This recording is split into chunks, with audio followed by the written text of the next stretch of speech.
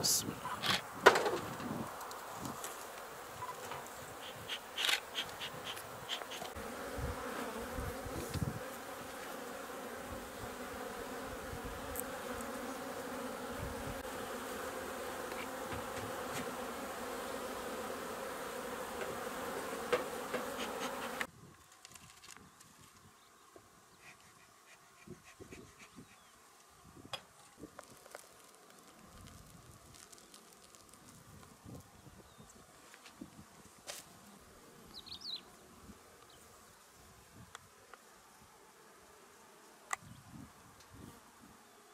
Türkiye'de 81 ilde arı yetiştiricileri birliği varken Batman'da arı yetiştiricileri birliği olmadığından dolayı biz arıcılar olarak bu eksikliği fark ettik.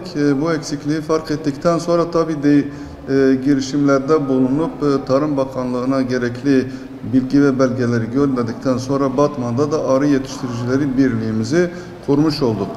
Tabii 2 yıldan fazla bir zaman diliminde Batman'da arı yetiştiricileri birliği olmadığı için Batman'daki yetiştiricilerimiz Siirt'te olan birliğe kaydoldu.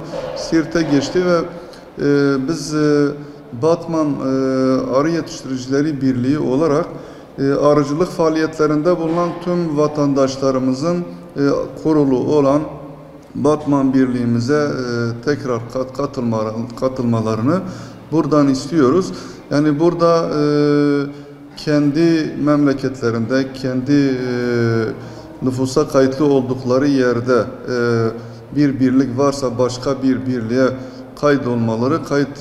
kayıtlı olmaları pek uygun değil. Burada Batman'da yapılacak tüm arıcılık faaliyetlerinde tabii Batmanlı arıcılarımız bu faaliyetlerimize dahil olacak. Biz birlik olarak istiyoruz ki Batman'da florası güzel, çiçeği güzel, balı güzel olan bu yöremizde arıcılarımızın emeklerinin karşılığını almaları, yine arıcılarımız burada bir çatı altında bir araya geldikleri zaman her türlü imkan ve fırsattan faydalanma imkanı bulacaklar. Birliğe üye olmayan ve bu faaliyeti yapan diğer arıcılarımızı da birliğe kayıt olmalarını bekliyoruz. Birlik çatısı altında daha güzel, daha verimli faaliyetler yapılacağına buradan inanıyoruz. Arıcılar Birliği'nin tabii ki arıcılara çok güzel imkan ve faydalara dokunacaktır. Yani arıcılarımızın ferdi olarak yapamadıkları birçok faaliyeti birlik çatısı altında yapılabilir. Birlik çatısı altında yapılacak faaliyetlerde örneğin damızlık ana arı yetiştiriciliği, kurs seminer gibi eğitimler, yüksek yaylalarda konaklama imkanlarının sağlanabilmesi, arıcılarımıza kredi temin edebilmek, arıcılarımıza şeker temini ve birçok sorun ve sıkıntıları birlikte aynı çatı altında birlik ve beraberlik içinde halledileceğine kesinlikle inanıyoruz.